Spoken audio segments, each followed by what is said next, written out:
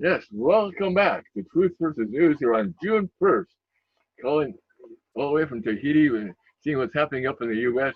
Looks like we have some very hot times here, so go for it, Jim. It looks like we have Well, we all wish we could join you there in those tropical isles. Lone Ranger beautiful. star Arnie Hammer says that all law enforcement in the U.S. is inherently racist. Hollywood star Arnie Hammer, known for appearing in movies like The Social Network and The Lone Ranger, just launched a vile attack on American police officers by saying that they are all inherently racist. Hammer appeared to be responding to the death of George Floyd, who died in police custody in Minneapolis on Monday after being pinned down by officers, despite the fact that he was handcuffed and defenseless. The vast majority of Americans agree these officers need to be held accountable. But Hammer took things a step further by putting the blame on the almost 1 million members among American law enforcement. Anyone who doesn't think the current iteration of law enforcement isn't inherently racist or doesn't understand why Black people are disproportionately targeted, assaulted, and killed should look up the history of the word patrolman patty roller, he tweeted. This S isn't new. But patty roller is a term going back to the pre-Civil War days used for a slave catcher who's participating in a slave patrol. Back then, they would roam the streets enforcing curfews on blacks while also looking for runaway slaves. Liberals have long claimed this was the beginning of policing in America, ignoring the fact that police departments were created in other parts of the country that didn't have slavery. You had to have a police department all along. But I did some research, Don, which Arnie Hammer apparently has not done. It turns out the number of whites who are killed by the police is double the number of blacks. I mean, this is just insultingly bad. These liberals don't care about the facts. Their minds are made up. They don't do any research. They just shovel all this baloney, this manure for political purposes, and they could care less that it's manufactured and false. It's pure politics, and Arnie Hammer ought to be disgraced of himself. Meanwhile, Trump is signing an executive order on the social media amid the Twitter furor. The GOP got rhetorical support Wednesday from the FCC member Brendan Carr, a Republican whom some see as a potential future chair of the agency, appearing on Tucker Carlson. He singled out Twitter's fact check of Trump's tweets as imposing a partisan political viewpoint, slammed Facebook's recent creation of an independent review board to review the company's content decisions. I think going forward, if these entities want to be political actors, like every other political actor, they have First Amendment rights, so they shouldn't have these special bonus protections that only that set of political actors have in Section 230, meaning their exemption from liability, or because they're supposed to be an impartial platform allowing everyone to publish whatever they like. And get this, Facebook appoints an Israeli censor to its oversight board. This is insulting beyond belief. Facebook has hired the former Director General of Israel's Justice Ministry as a member of its new oversight board. Emmy Palmer headed the Justice Ministry from 2014 until she was dismissed from her post last year. Under her direction, the Israeli Justice Ministry petitioned Facebook to censor legitimate speech of human rights defenders and journalists because it was deemed politically undesirable, a Palestinian civil rights group has stated. This is very, very bad.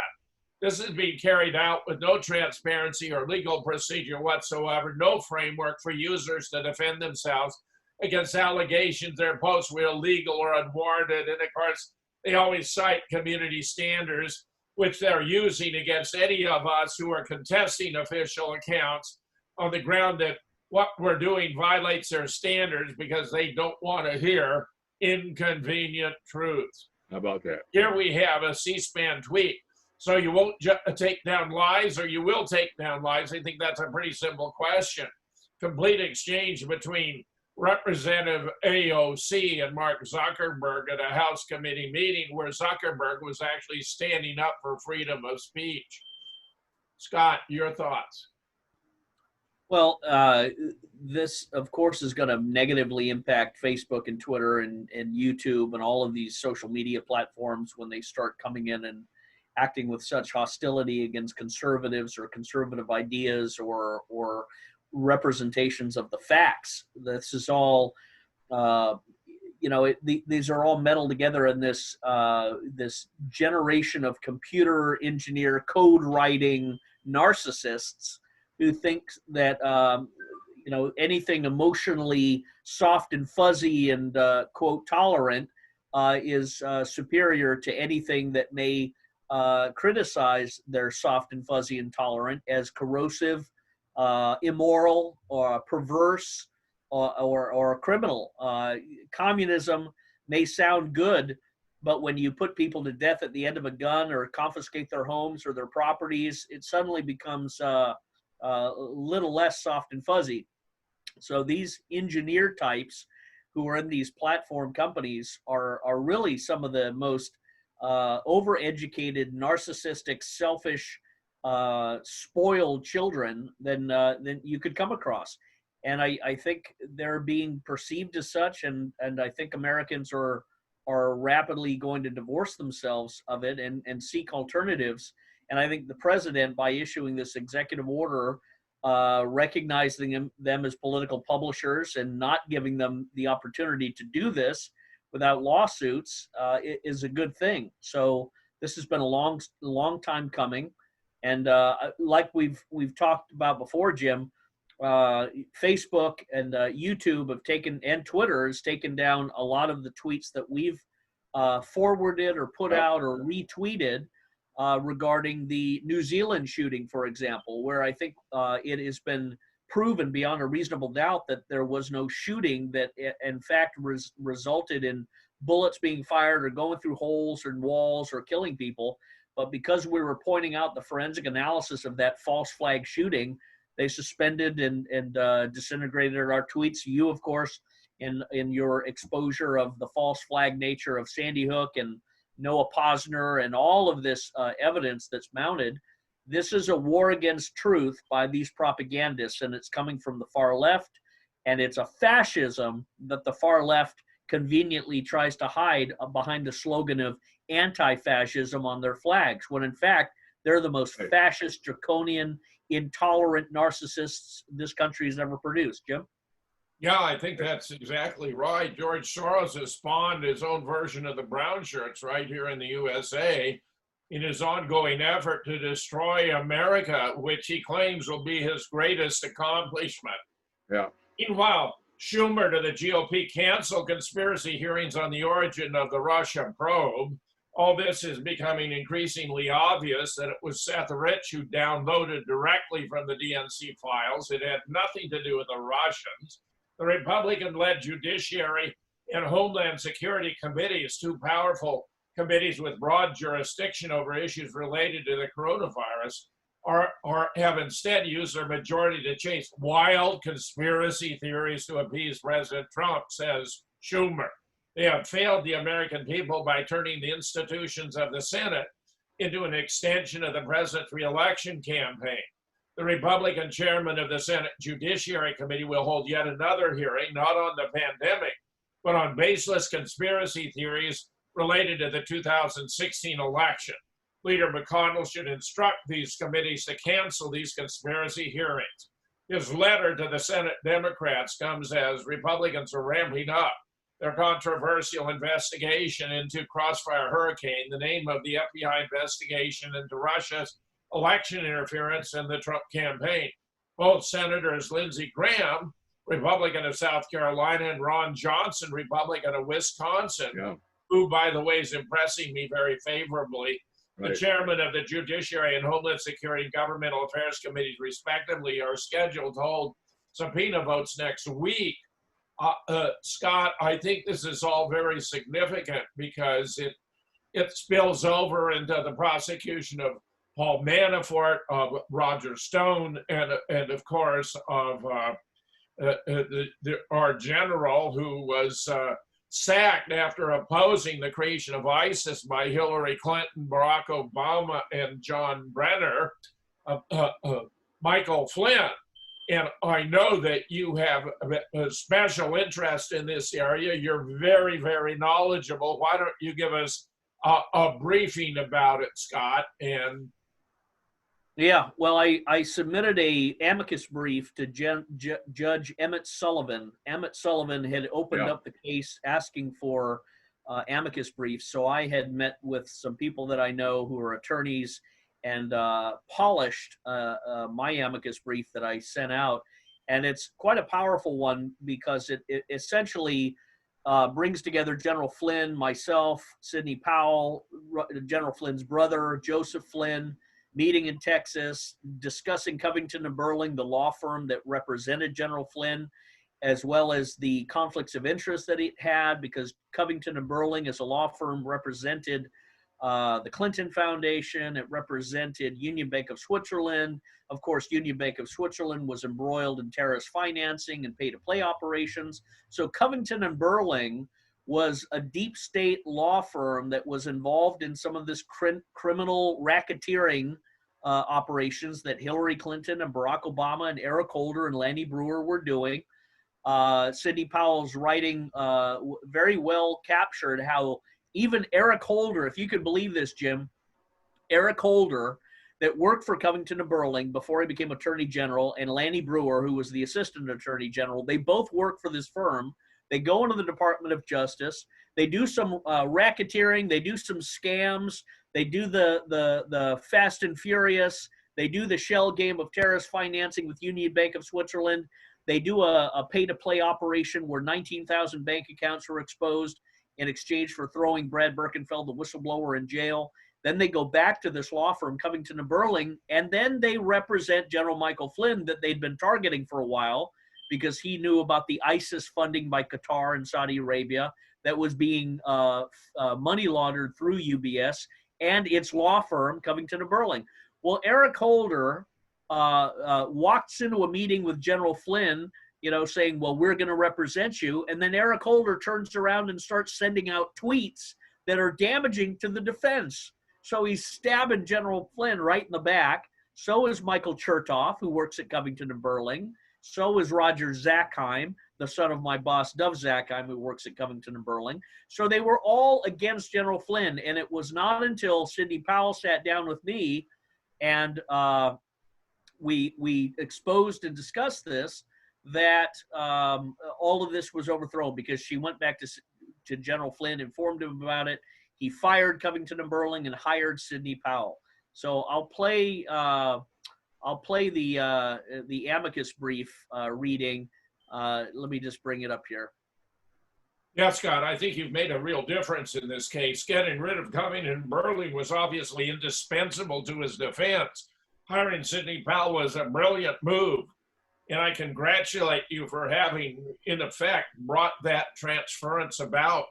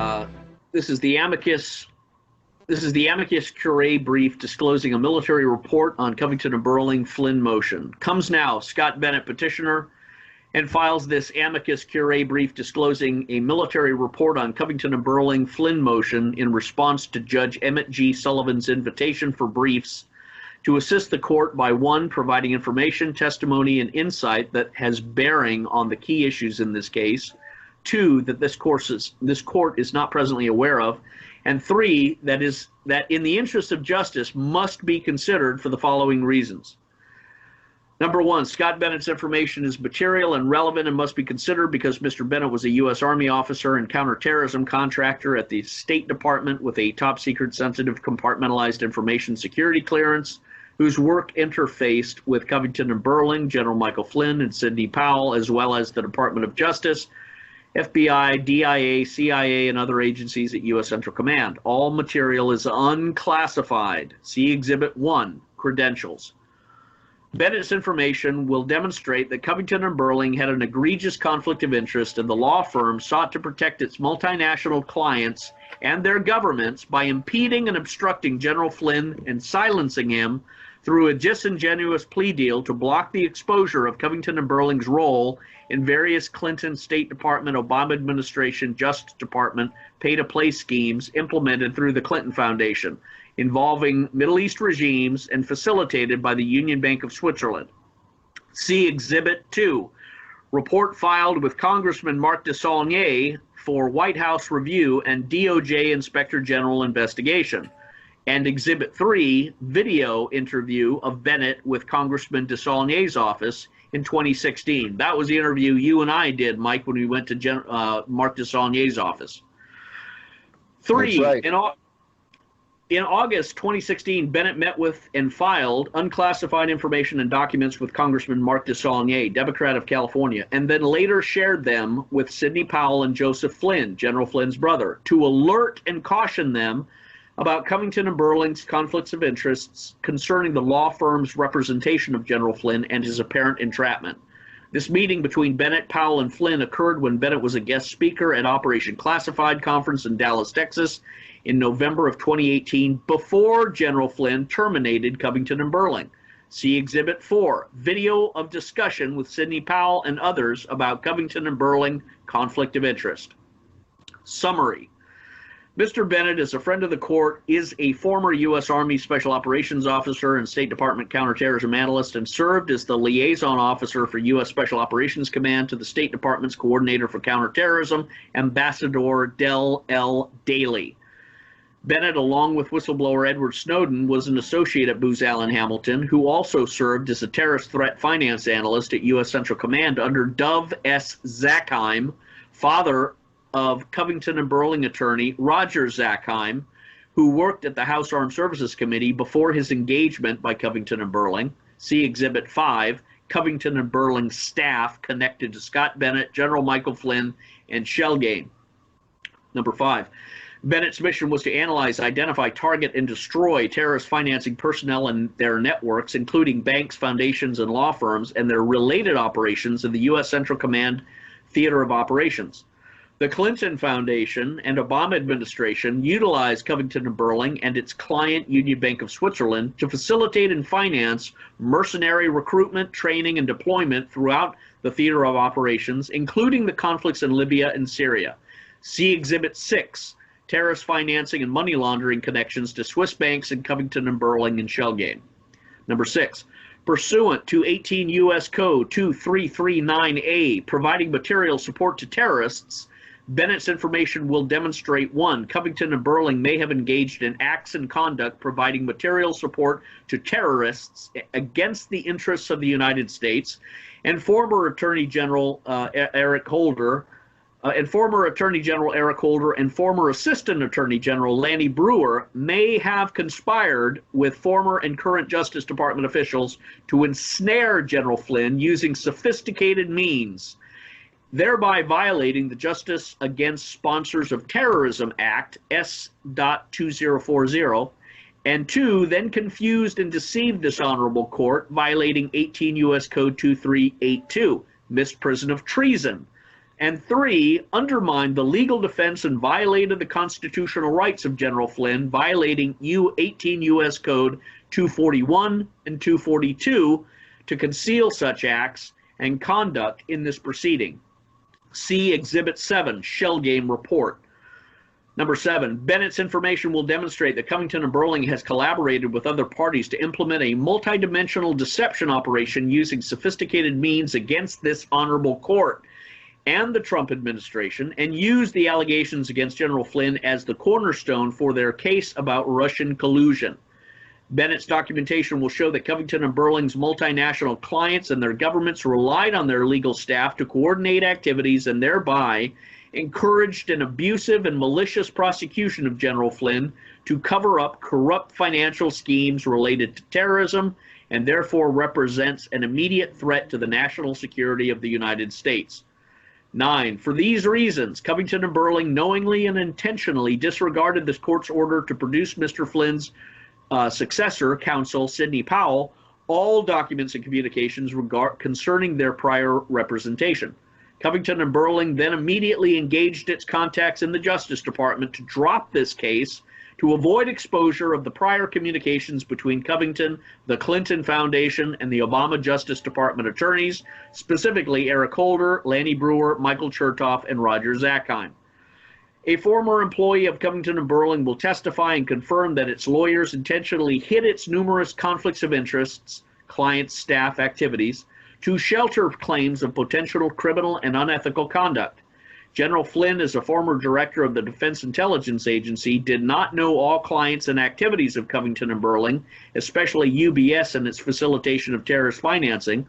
Covington and Burling failed to disclose material information to General Flynn, which was disclosed by Brad Birkenfeld privately to Mr. Bennett, who revealed such information to Sidney Powell and Joseph Flynn at the same conference. See Exhibit 4, video of discussion with Sidney Powell and others about Covington and Burling's conflict of interest. Incidentally, I'll put this up on the website, a new version of my conversation with Sidney Powell at shellgamewhistleblower.com. Department of Justice Deception Operations, Deep Black. 11, Scott Bennett, in his speech at the Operation Classified Conference, reported that while working at the Department of Justice, Covington and Burling attorneys Eric Holder, Lanny Brewer, and Loretta Lynch implemented Deep Black, a secret program in which inmates at federal correctional institutions were compelled to attend re-education classes to brainwash them into accepting global CIA, Israeli Mossad drug running operations and the assassinations of military and political officials opposed to them. The syllabus for this, quote, re-education, unquote, is attached as an exhibit, and Mr. Bennett witnessed the implementation of this program designed to indoctrinate prisoners in Oakland, California. See Exhibit 8, Deep Black, the DOJ prisoner program. The content of the Deep Black program was under the jurisdiction of Attorney General Eric Holder and Assistant Attorney General Lanny Brewer and the Department of Justice. The course materials are alarming and disturbing, and compulsory attendance constitutes a violation of the constitutional rights of inmates, 18 U.S. Code 242, 42 U.S. Code 1985. The program of Deep Black constitutes waste, fraud, and abuse of taxpayer funds. This court is encouraged to refer this Deep Black program to the Inspector General for immediate investigation. Covington and Burling's terrorist financing clients. 13, Brad Birkenfeld, an American Swiss banker, identified 19,000 Union Bank of Switzerland accounts involved to some degree or another in terrorist financing. Covington and Burling represented Union Bank of Switzerland. The accounts involved Saudi Arabia, Qatar, and other Sunni Wahhabi regimes, as well as terrorist financing networks. 14, Mr. Birkenfeld, over a period of 6 months, provided Mr. Bennett with various documents, bank accounts, and WikiLeaks cables that clearly proved the Clinton State Department and Clinton Foundation and the Department of Justice under Eric Holder were committing crimes against the United States with support from the Obama administration. See Exhibit 9, WikiLeaks Cables Report.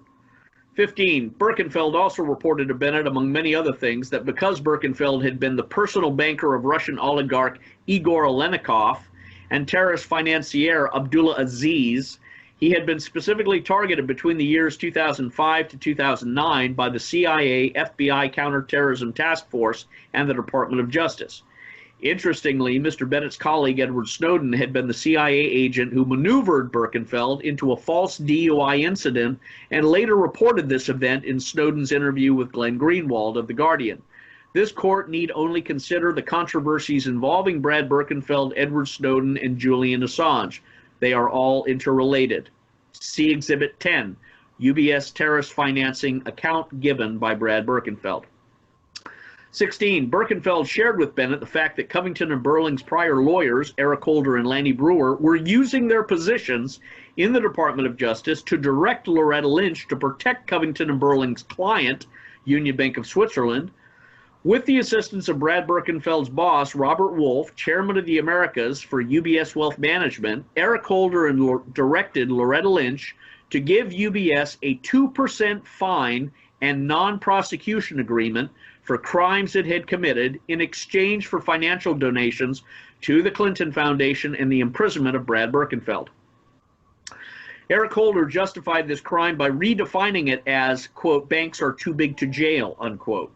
In reality, Eric Holder and Lanny Brewer were acting on behalf of themselves and their former employer, Covington and Burling, by protecting its most valuable client and securing for themselves future positions at the firm, which they indeed took immediately after leaving the Obama Justice Department. See Exhibit 2, report filed with Congressman Mark DeSaulnier for White House review and DOJ Inspector General investigation.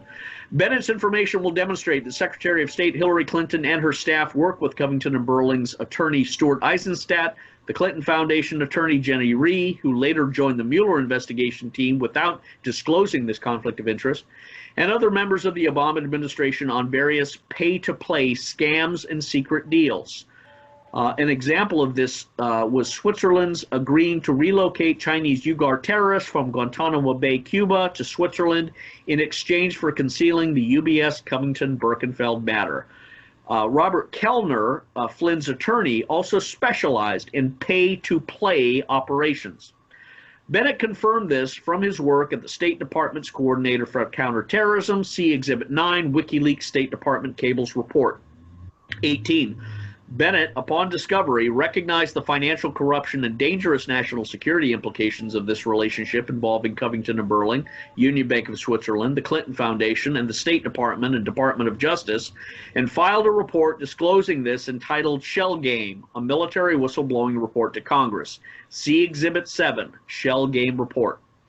Bennett, as a military officer, was bound by his oath to protect the Constitution against all enemies, foreign and domestic, and thus obligated under law to report these matters. Consequently, Bennett filed his report Shell Game with the Inspector General at the Department of Defense, Lynn Halbrooks, and mailed copies of it to the following military and government agencies: U.S. Civil Affairs Psychological Operations Command, General Jeff Jacobs and Lieutenant Colonel Bauckham Fulk; U.S. Central Command, James Mattis; Army Attorney Avi Stone, the Defense Intelligence Agency, and numerous committees and members of Congress. The Shell Game Report directly implicates the following government agencies and persons in criminal racketeering and other crimes: former President Barack Hussein Obama, State Department Secretary of State Hillary Clinton, and the State Department Coordinator for Counterterrorism; Central Intelligence Agency Director John Brennan, Department of Treasury Terrorist Finance, former Secretary Tim Geithner; U.S. Central Command, Terrorist Financing, MacDill Air Force Base; Department of Justice, former Attorney General Eric Holder, Assistant Attorney General Lanny Brewer, Attorney General Loretta Lynch; former Clinton Foundation attorney and member of the Robert Mueller investigation team, Jenny Rhee; Clinton Foundation President Donna Shalala and her nephew, David Shalala; Leon Panetta, former SecDef and Booz Allen Hamilton executive; James Clapper, former Director of National Intelligence and Booz Allen Hamilton executive. Others not listed here for the sake of space. See Exhibit 11, partial list of recipients.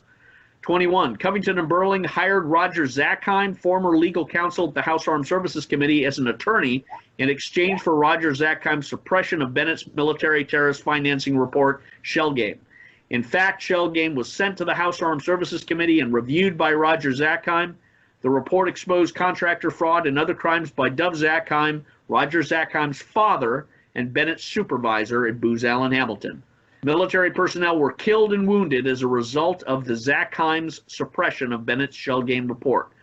In a related matter, State Senator Dick Black, Republican of Virginia, reported to Mr. Bennett that in 2016, FBI Director Andrew McCabe sent 4 FBI agents to his office to entice him into traveling to Syria to initiate negotiations with the Assad regime over the release of a journalist. At the time, Andrew McCabe's wife, Jill McCabe, was substituted in as a candidate against Senator Black with encouragement from the DNC chair, Terry McAuliffe, and candidate Hillary Clinton. The cover-up is worse than the crime. Let's see. Soon after receiving Bennett's shell game report, Senator Dianne Feinstein, chair of the Senate Intelligence Committee, and Senator Bill Nelson communicated about Scott Bennett and Edward Snowden in a private letter dated June 20th, 2013, condemning Bennett's report and recommending prosecution for filing it. See Exhibit 12, letter between Senators Feinstein and Nelson about Bennett's report. By ignoring Bennett's materials and refusing to investigate, Senator Feinstein and Senator Nelson may have contributed to the aiding and abetting of terrorist financing, see 18 U.S. Code 2339A, terrorist financing, and 18 U.S. Code 2382. Soon after Senators Feinstein and Nelson discussed Bennett's shell game report, journalists Michael Isikoff, NBC News, and Tom Hamburger, Washington Post, contacted Mr. Bennett and requested a private interview. Bennett agreed and debriefed them on the shell game.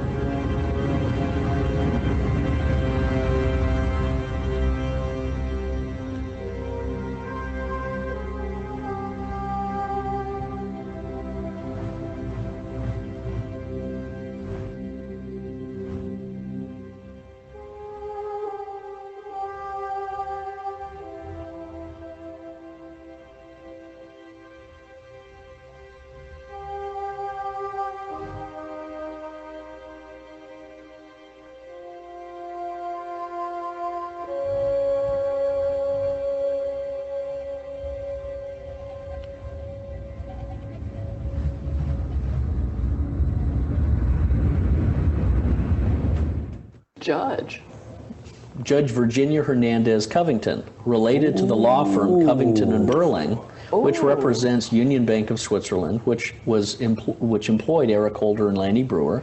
which Interesting. represented is. the legal interests of Saudi Arabia and Qatar and Mauritania and United Arab Emirates and their international financing. And Covington and Burling also employed Roger Zackheim, the son of Dov Zackheim, my boss. Covington and Burling also represents Michael Flynn.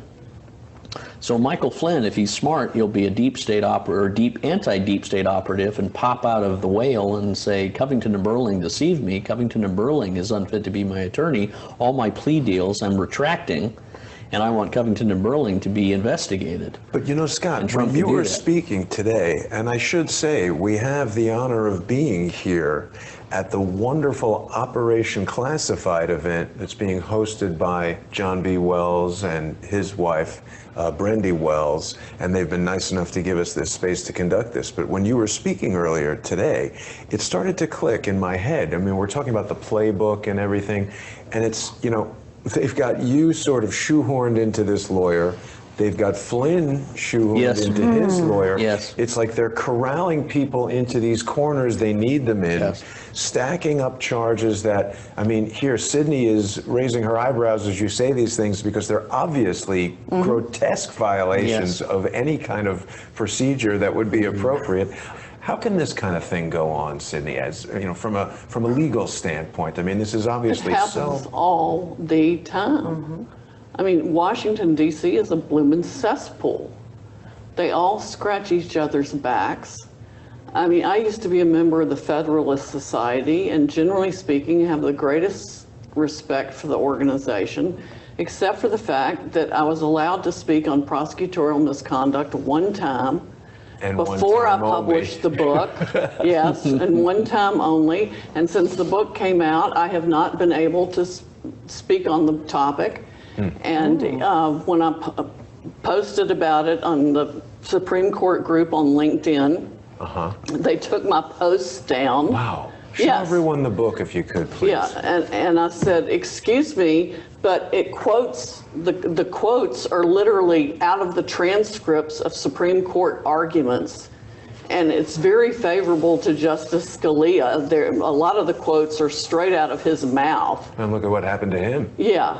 So, you know, I don't understand why you're not taking the book seriously. Wow. I have a question, though. I mean, he brings up a firm that's in D.C. It worries me because I've been friends with and colleagues with Michael Flynn since 2005, and I've heard the same issue. And I personally, on purpose, hired a law firm out of L.A. because I thought in D.C.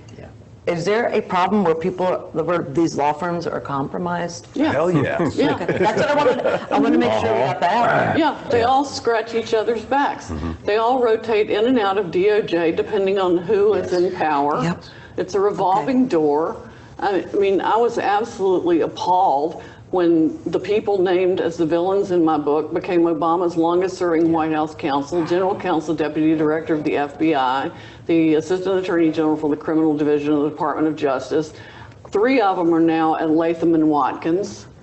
Wow. Right. Yes. And so people will call me a conspiracy theorist, but yet what you're describing is a de facto conspiracy. Yes. And it's And they based on all facts. protected each other. Yeah. There was always one of them in the White House or in DOJ, and that's how they managed to hide the evidence that took me 6 years to find. And that was only because it was produced to us accidentally by the 3rd team of lawyers who didn't realize it was on the disc they gave us. Ooh. Yes. Now, just for the That's nice. non-lawyers who are watching, for a prosecutor to hide exculpatory evidence that would prove the innocence of the convicted or the accused, I should say, that's totally criminal. That's prosecutorial misconduct. Oh, Right? this happens, though. It's technically not criminal, but it's called a Brady violation. It's certainly an ethical violation. It is a constitutional violation. It should be prosecuted. Why isn't it as, criminal? Well, it should be. It should be prosecuted as subornation of perjury or obstruction of justice, because that's what it would be if That's it. anybody else did it. Yes. Right. But they have sovereign immunity, so absolutely nothing happens to them. We filed grievances against all of them, but of course they were White House counsel, deputy director of the FBI at the time, so you can imagine what happened to that. And that's why I had to write the book, which I literally staked my law license on publicly. Wow. Wow. And Thank these you. are the same kinds of things that were used against Kevin, that were used against Scott, that are being used against Robin. How can we overcome this? This is a danger to the freedom of everyone in the United States, isn't it? Yes, it is. And that's why it's so important now that we get the right attorney general. Somebody that's willing to go in there with Clorox and fire hoses, as I said on Lou Dobbs the other night, and clean that place out. Let's talk about that a little bit. We've got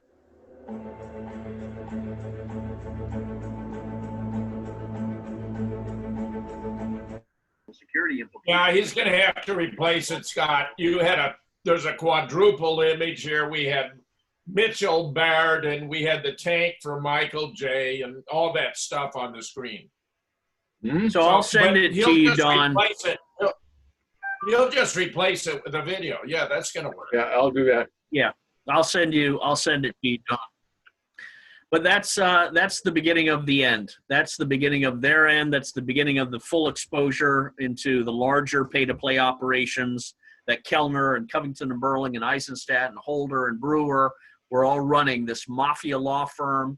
And it's a miraculous synchronicity of destinies where Brad Birkenfeld and Ed Snowden and Julian Assange and myself came together. And then, of course, and Sidney Powell and General Flynn's brother meeting and discussing with me the Covington case, and then firing Covington.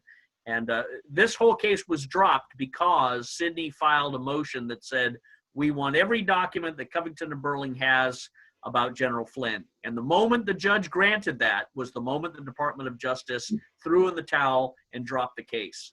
So I think all of this is going to come out. General Flynn's going to emerge on the speaking tour and barnstorm around the country. And what they did to me was the greatest crime in the history of the United States government against a general. And I'm going on a full tour to tell the American people about it. All of these lies and corruption was a civil war, a coup d'etat, and they all need to be charged with treason because of it. That's the way to go on the defense and defeat these people, Jim. Right. Excellent, excellent, Scott. Excellent report. I'm very, very, very pleased to have the opportunity to include that today. Meanwhile, the acting director of national intelligence, Rick Grinnell, accomplished a very great deal during a very brief span of time. I'm extremely impressed. Pointing to the release of names that unmasked Trump administration officials, Grinnell notes, the decision to declassify the names of individuals who sought to unmask the identity of General Flynn poses absolutely no risk of compromise of either sources or methods. He also told Vice Chair Mark Warner, cherry-picking certain documents for release while attacking the release of others that don't fit your political narrative, where Warner, of course, is a Democrat, is part of the problems the American people have with Washington, D.C. politicians. Well said. Meanwhile, his accomplishments included directing the intelligence community to change the way they protect the identities of U.S. citizens, completed the IC review of 53 transcripts and made the House Intelligence Committee investigation into alleged Russian collusion and made the transcript publicly available, declassified previously redacted footnotes into the origins of the Russian collusion investigation, declassified a list of government officials who requested the unmasking of National Security Advisor Michael Flynn, including, as I've mentioned, Susan Rice, replaced the FBI with the Office of the Director of National Intelligence as a primary group responsible for briefing presidential campaigns on information derived from national intelligence, declassified former National Security Advisor Susan Rice emailed to herself a CYA memo where progress on the Russian investigation, declassified additional transcripts in the Office of the Director of National Intelligence possession for potential public release by incoming new director John Ratcliffe. Very impressive. Meanwhile, Down and Out, The Sun, a very popular magazine in the UK, very analogous to the New York Post. Lockdowns made no difference to coronavirus, but destroyed millions of livelihoods worldwide, J.P. Morgan study concludes. Here you can see the decrease in the infection rate after the lockdowns ended as opposed to increased infection after the lockdowns ended. Overwhelmingly, ending the lockdowns diminished the spread of the virus because the lockdowns have promoted it. All the measures we were instructed to take were counterproductive. Meanwhile, John Rappaport has published a very nice piece on the delusion called Fauci, or as I refer to him, Tony the Rat. This one was too good to pass up. An interview with the National Geographic. Tony Fauci made comments about alternative views of the origin of the coronavirus, but he was really talking about all unorthodox medical information. Anybody can claim to be an expert even when they have no idea what they're talking about, and it's very difficult for the general public to distinguish. So make sure the study is coming from a reputable organization that generally gives you the truth, although even with some reputable organization, you occasionally get an outlier who's out there talking nonsense, such as he himself. If something is published in places like New England Journal of Medicine, Science, Nature, Cell, or JAMA, you know, generally that's quite well peer-reviewed because the editors and the editorial staff of those journals take those things seriously. Right you are, Tony. Yeah. So, Tony, here's a serious statement from a former editor of one of those places, New England Journal of Medicine. It's simply no longer possible to believe much of the clinical research that's published or rely on the judgment of trusted physicians or authoritative medical guidelines. I take no pleasure in this conclusion, which I reached slowly and reluctantly over my 2 decades as editor of the New England Journal of Medicine. And here's another from the editor-in-chief of the prestigious The Lancet, founded in 1823. The case against science is straightforward. Much of the scientific literature, perhaps half, may be simply untrue. Afflicted by studies with small sample sizes, tiny effects, invalid exploratory analyses, and flagrant conflicts of interest, together with an obsession for pursuing fashionable trends of dubious importance, science has taken a turn toward darkness. The apparent endemicity of bad research behavior is alarming. In their quest for telling a compelling story, scientists too often sculpt data to fit their preferred theory of the world, or they retrofit hypotheses to fit their data. Journal editors deserve their fair share of criticism too. We aid and abet the worst behaviors. Our acquiescence to the impartial factor fuels an unhealthy competition to win a place in a select few journals. Our love of significance pollutes the literature with many a statistical fairy tale. Journals are not the only miscreants. Universities are in a perpetual struggle for money and talent. What's troubling here, of course, and what really Rappaport is driving at, is that individuals like him and Dr. Horton and Dr. Angel, he has abused using the fraud Neil Ferguson's computer projection of 500,000 deaths in the UK and 2.2 million in the US. Ferguson said 200 million could die from the bird flu, but the final tally was only a few hundred. That was an earlier projection he made in 2005. Scott, I think he's doing a good job, John Rappaport, of holding Tony the Rat to account. Yeah. Well, I think Fauci is going to be increasingly persona non grata in the Trump administration, and all of their predictions and their variables and their calculations about the the COVID virus and the pandemic and millions of people are going to die and the entire country needs to be shut down for a year and a half. All of that is obscene and offensive and intolerable by the American people and the functioning of a republic. And the mere fact that they have attempted this and they've tried to shut this down is really a power grab. I think it has to have a blowback effect. It has to have a pendulum shift.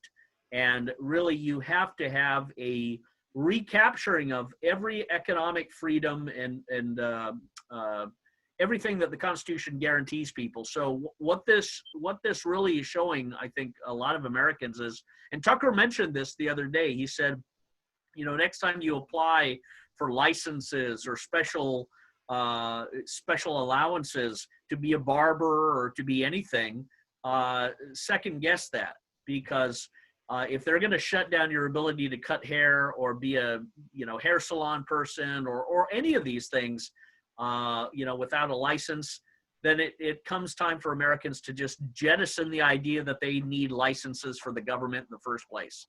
You do not need a license from the government to work. The government has existed to protect people's rights, not vice versa. So I think we're going to witness a lot of people changing and shifting the country for the better. Jim?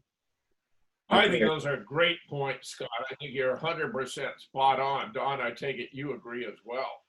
Yeah. Meanwhile, the U.S. Senate has quietly approved $38 billion for Israel amidst the historic economic turndown. I think Americans are going to be very troubled by this once they learn, because it's being buried.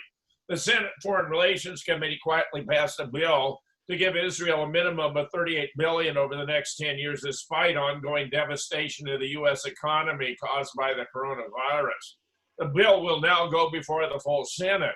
Since the legislation's already been passed by the House, if the Senate passes, it'll then go to the president to be signed into law. It was voted on as part of a package of 15 bills voted en bloc altogether, so they couldn't be isolated out individually. Meanwhile, Israeli settlers poisoned Palestinian wheat fields in the Jordan Valley. This is all very distressing, but it's a regular event. Palestinians devastated after Israeli settlers destroy olive trees. That's what they're doing. This is their livelihood. Palestinian authorities ordered 10 Palestinian-owned water wells closed. This appears to be in anticipation of seizing or annexing the Jordan Valley and large parts of the West Bank, which I find completely outrageous and unacceptable. Meanwhile, Congress is poised to pass a far-reaching Israeli wish list. This, in my opinion, is deplorable conduct. It illustrates the power of AIPAC, which everyone recognizes to be the most influential lobby in Washington, D.C., and of course the extent to which Zionist voices dominate the American mainstream media. Scott, your thoughts? Well, I think that's very telling when you see these photographs of Palestinian people having their orchards torn down, their olive trees uprooted, when you have trucks going through Palestinian neighborhoods spraying feces on the buildings, when you have Israeli snipers shooting the legs of youth and turning them into amputees. These are not things that win over the affections of the mass amount of people in the world. In fact, it generates hostility and a blood vengeance. And it's amazing to me that this has been continued to be backed and supported by the United States. But I think it inevitably has to have an end eventually. It has to be recognized, and Trump really needs to come up to speed and stop advancing Israeli interests and recognize that the American people and the American interests are what he was elected to do. And if he doesn't, he could find himself in a very big predicament. Jim? I agree, Scott. I'm far more troubled about his actions in favor of Israel in the Middle East than anything else he's done here. Let me mention, by the way, that you will be speaking with 19 others at the Question Everything Conference in Austin, Texas, 7 to 8 November, where I brought together 20 of the world's best experts and, in some cases, witnesses in relation to events like Sandy Hook, the Boston bombing, 9/11, JFK, targeted individuals, false flag attacks. It's going to be happening in Austin, Texas, 7 to 8 November.